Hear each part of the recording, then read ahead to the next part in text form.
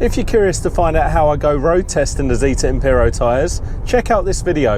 I'm quite excited for this video today because I'm on my way home to go and collect my ZETA Impero tyres, where I'm then going to take them to a tyre shop, get them installed on my Land Rover Discovery Sport and do some road tests on them. So the reason why I'm excited is because the existing tyres on this car are actually getting pretty dangerous and very noisy. You probably can't tell on the microphone because I'm wearing a personal microphone, but the road noise is actually getting really loud from these old tyres, and that's because they're starting to hit their legal wear markers.